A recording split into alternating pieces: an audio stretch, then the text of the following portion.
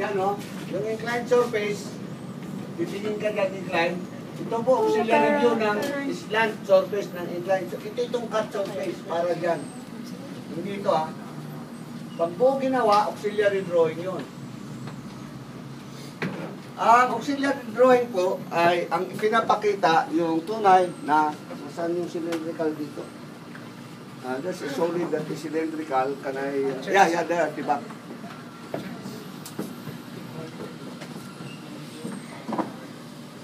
Okay, you can video. In our ordinary orthographic drawing, we have something like this. Okay, so we have the top view, front view, side view. Thank you. Thank you. Top view, dito lettering, front view, dito lettering, side view, dito lettering. Buo, sa inyong drawing. Now, this surface represent this one. This surface represent that one. Unfortunately, the surface at the top view and the front view do not represent the true shape and size of that inclined surface. Now, supposing you want to show the true shape and size of this, what will you do? There is one way, but the military will run after me if I teach you revolution. This is an object which is like this. You tuhog it and then rotate it so that the position is now like this. If that is the position now, you have a top view that is like this one. It's like a top view, this is the front view. You rotate it, revolve it. So in effect, the auxiliary is something like a top view, or if you rotate it this way, you have something like that, and you have something like a side view, correct? Oh. So, if we do it here, like that, 90 degrees there, 90 degrees, that will be, this is the one.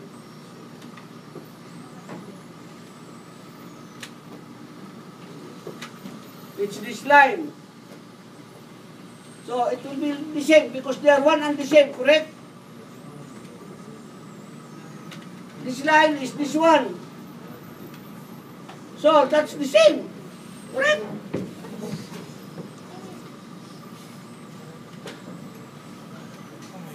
So, hindi ko na kailangan sabihin, itong sukat ay ayan. O, color-coded. Now, this one of course,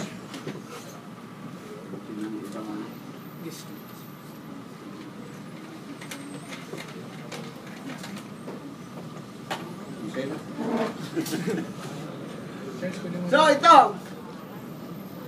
yun. Ito naman yun. Oh, galing ano. Ganda ng paliwanag ko sir. May color coding. Okay? If you do that 90 degrees, you are drawing the same like that view as like the side view. But we are not going to use revolution. Actually, I used to give a plate in revolution. We will revolve the object.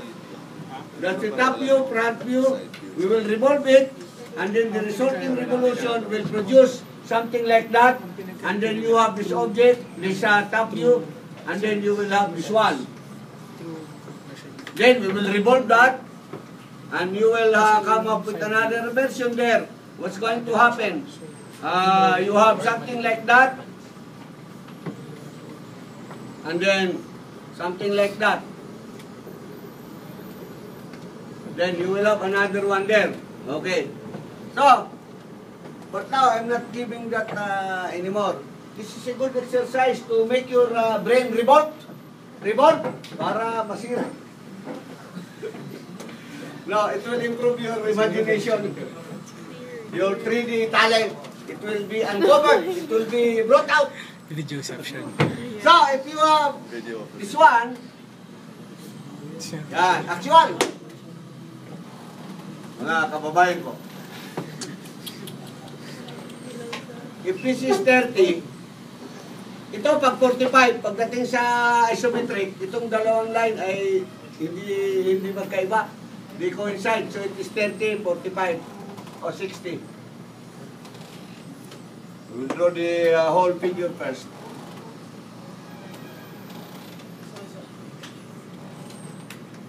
So, bring it down there. Bring it down there. Project it downward. And now we will draw the auxiliary. Ladies and gentlemen, how do you draw a line 90 degrees to a given line? Use triangle. In tangency, many of you did not get it right because you got it wrong. You see? It's 90, oh. See? Oh.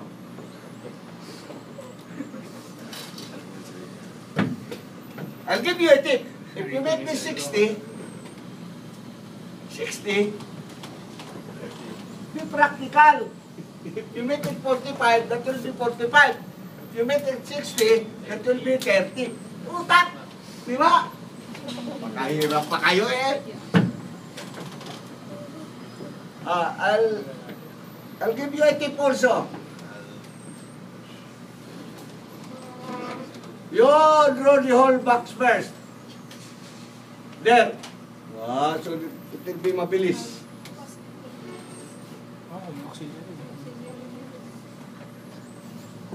Okay, let's number this. This one. Sir, it will be along that line. A, B, C, D. A, B, C, D. A is here. B. Letter A is here. O yan na, A. Letter B is here. This one. This number, this pala. 2, 3, 4, 5, 6. So number 1 is here. Number 2. Number 3. What is number 3? There.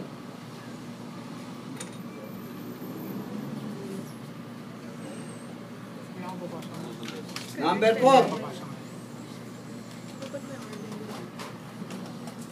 Number 5. In letter C. So that's C. Now you have the whole figure there for the line surface. That's the one. Now below this line is another line as long as that. Below this one is another line that is as long as that. Now, number 4 below is this one. So it's like that. Number 3 below is there. So it will be like that. Like that. So you have a hidden line here. Gentlemen and ladies, that's the auxiliary drawing.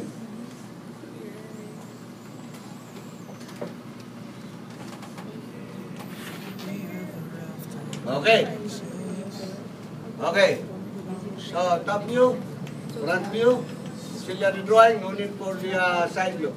Now, for your work, we will draw this one so that you can appreciate better. Come and caress this one.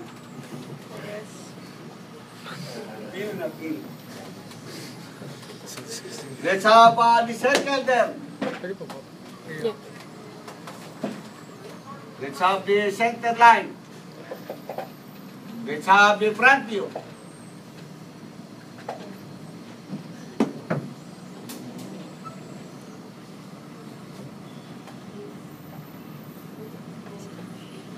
We will divide this by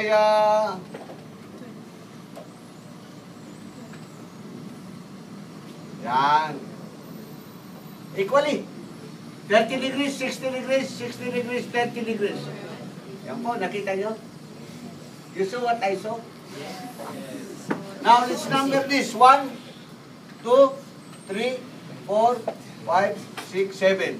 Yan. Kitang-kita ang ebidensya. Where is number 1? Here. Correct? Where is number 2 here? Number 2. Where is number 3? Ang kita talaga. Where is number 4? Here, oh. So, number 5 is there. Number 6. Okay, now we will use this as a reference line. We will use the center line as a reference line. This is our reference line. Ngayon, lalagyan natin ang lines dyan para mabilis. So, we'll have a 90-degree line, 90 degrees, 90 degrees. Well, I will place it here so that it will not be confusing, these lines, no? So, we will have that line. And we will measure this one. Number A, B, C, D. A, B, C, and then D. Now, ladies and gentlemen, we will show you only half, no? What's number 4? It is in letter D. D. Along this line, but here. That's number 4. What's number 3? Along letter C. Sorry, guys. There. How about number 5? In line with C also. So, number 5 is there. C, letter C. Number 2 and 6 are in letter B. So, number 6. And number 2. No, you have to. Now, you are ready to draw in freehand the curve. That's the half of the ellipse. And down below, Using a compass. you will do the same thing below. So you have that one, you have this for number 4, you have this for number 2, and number 3, and number and then ganyan. So it will be like that. Now, this will be tangent. Complete the figure, plot the points also, and you will have the answer to what is to be done How much size to order? June next meeting. Sorry. So that you have a very good appreciation of this, I will refer you to the chart at the back. The left side, second to the right. Second from the